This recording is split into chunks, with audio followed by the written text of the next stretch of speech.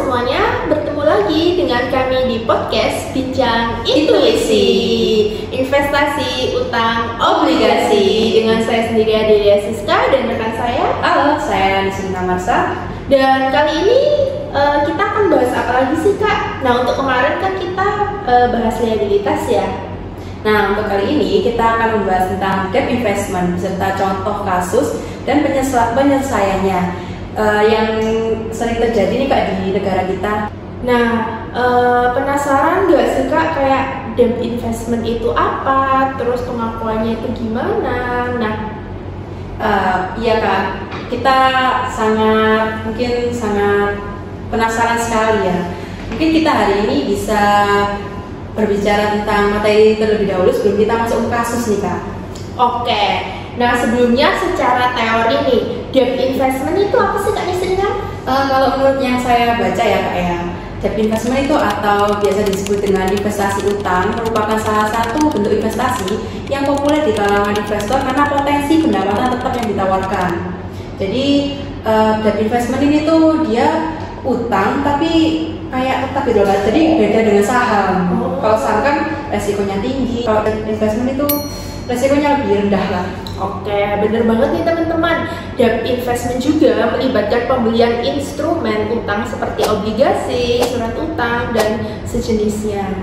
Tapi Kak, debt investment ini ada jenisnya loh. Nah, apa aja nih Kak jenisnya? Yang pertama ada obligasi pemerintahan, lalu ada obligasi koperasi, dan juga ada obligasi daerah atau municipal bonds. Nah, biar nggak lama-lama, yuk kita kepoin macam-macam dari bonds ini. Yuk. Nah, omong-omong, aku tuh sering denger nih Kak tentang obligasi. Nah, katanya utang obligasi nih punya resiko yang sangat tinggi. Mungkin Kak Nisrina bisa menjelaskan utang obligasi itu gimana sih Kak? Nah, kalau utang obligasi sendiri itu kalau misalnya kita ingin pendapatan yang lebih tinggi, kita jangan terlalu berharap kepada obligasi nih Kak. Tapi kita harus pakai investasi saham. Hanya saja kalau misalnya kita pakai investasi saham, memang lebih beresiko. Semuanya itu tergantung kebutuhan masing-masing. Kalau misalnya kita emang ingin pendapatan yang lebih stabil, obligasi bisa menjadi pilihan kita. Nah, tapi nih Kak ya, di samping itu apakah ada resiko yang lebih tinggi nih dari selain yang Kak Nisrina sebutin? Sebenarnya nih Kak, baik saham maupun obligasi itu ada plus minusnya. Kalau obligasi itu kalau misalnya penerbit obligasinya itu mencabut kesempatan karena gagal bayar padahal belum jatuh tempo. Kalau sudah kayak gini kan investor juga akan rugi, tapi nggak akan terlalu rugi kalau misalnya kedua belah pihak itu sudah ada kesepakatan tertulis. Nah, kayaknya nih kita mungkin bisa bahas lebih lanjut tentang kasus yang sedang mencuat ya, kasus Wika atau kita sebut Wijaya Karya. Nah, Wijaya Karya nih kayak pembangunan jalan tol dan bangunan lain. Mungkin bisa lanjut Kak Nis? Oke, jadi kalau misalnya PT Wijaya Karya ini kayaknya aku belum pernah dengar deh Kak. Coba ceritain deh apa aja masalah dari PT Wijaya Karya ini. Nah, jadi PT Wika ini itu kabarnya gagal bayar utang sebesar 1 triliun dan jatuh temponya itu masih baru-baru ini yaitu 28 Februari tahun 2025. Jadi masih fresh banget Kak. Gitu. Wah, banyak banget ya Kak ya. Itu PT Wijaya Karya itu apakah ada pendapatan lain supaya dia bisa melunasi utang obligasi ini Kak? Nah sayangnya saat ini PT Wika masih belum dapat kontrak apa-apa nih sepanjang tahun 2025. Jadi mereka nih masih bingung gitu loh bagaimana cara melunasinya. Wika ini menerbitkan surat utangnya itu berapa sih Kak? Kok bisa sampai banyak banget gitu? Nah menurut artikel Wika ini ada 2 surat utang yang diterbitkan, yaitu obligasi berkelanjutan 2 pada tahap 2 pada tahun 2022, kemudian syariah dan suku mudharabah berkelanjutan 2 tahap 2 pada tahun 2022 dan syariah, dan masing-masingnya itu tak memiliki tenor yaitu 3 bulan. Wah, cukup berat juga ya Kak ya. Jadi penasaran dan gimana sih cara mereka bisa lunasin utang-utang itu? Nah, sama Kak, aku juga penasaran nih, sejauh ini Wika masih terus mencari cara jalan keluar untuk mendapatkan kontrak-kontrak terbaru dari pemerintahan maupun swasta. dengar-dengar BI atau Bursa Efek Indonesia juga ikut bertindak juga ya Kak? Nah, berhubung Wika ini kan udah listing di Bursa Efek, nah BI ini langsung suspensi saham perseroannya. Jadi sayangnya para investor Wika ini istilahnya nyangkut gitu, mau jual nggak bisa, mau beli nggak bisa. Nah itulah ya nyangkuters istilahnya kalau dalam bahasa saham-saham sehari-hari gitu. Jadi ikut cemas nih Kak kalau melihat kasus Wika. Aku jadi penasaran nih gimana cara mereka itu ngatasin utang obligasi ini, dan gimana sih cara pencegahan supaya tidak terjadi gagal bayar? Nah, sepengetahuan aku, utang obligasi itu ada cara pencegahannya nih Kak Sri-Srina. Nah, gimana sih cara pencegahannya? Yuk kita lanjut. Pengetahuan aku, utang obligasi itu bisa dicegah dan diatasi dengan cara restrukturisasi utang, yaitu perpanjangan jatuh tempo. Jadi misal tidak bisa dilunasi pada tahun tersebut, bisa diperpanjang pada tahun-tahun berikutnya. Nah, tentu saja ada syaratnya, yaitu seperti penyesuaian suku bunga, manajemen utang yang baik, serta perencanaan keuangan yang matang itu harus menjadi fondasi dari restrukturisasi utang ini Kak nih. Oh gitu ya Kak ya. Jadi gimana sih Kak solusi PT Wijaya Karya ini bisa melunasi utang obligasi itu? Nah, PT Wika ini juga berupaya melunasi pokok obligasinya. Jadi pokoknya dulu baru bunga-bunganya.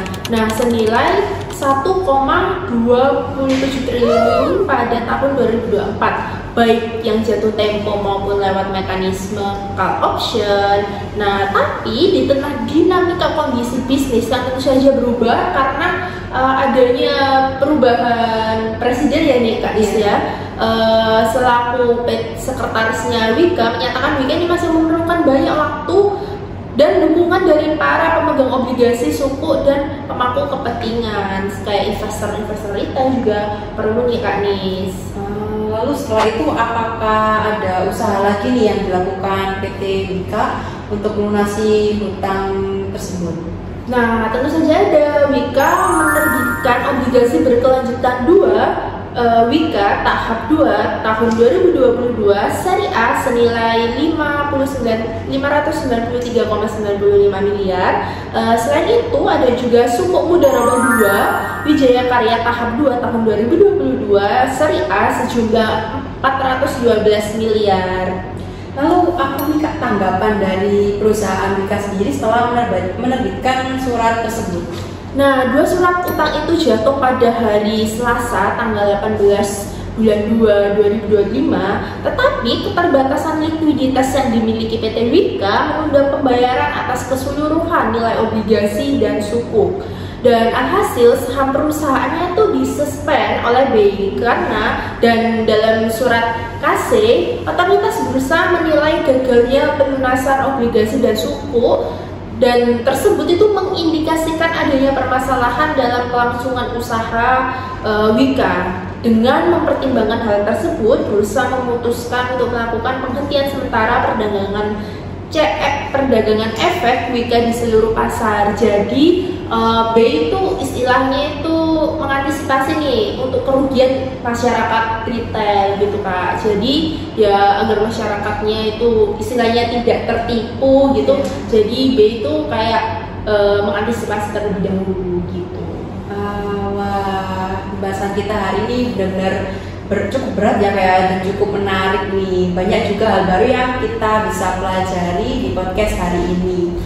Jadi mulai dari debt investment, mulai dari jenis-jenisnya, risikonya, hingga kasus nyata seperti yang dialami oleh PT Wijaya Karya.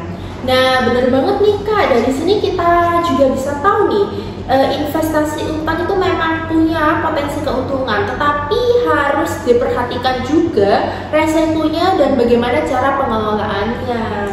Nah, ya betul banget Kak. Jadi buat teman-teman yang tertarik berinvestasi, pastikan selalu melakukan riset mendalam, memahami risiko dan memilih instrumen investasi yang sesuai dengan tujuan apa yang kalian butuhkan. Nah, jangan lupa dan terus pantengin podcast kita, dan ada hal-hal menarik yang terbaru terbaru nih dari setiap kita posting podcast ini ya. Terus dan jangan lupa tonton terus dan subscribe, like dan komen IG kami, dan sampai jumpa di podcast selanjutnya. Bye bye.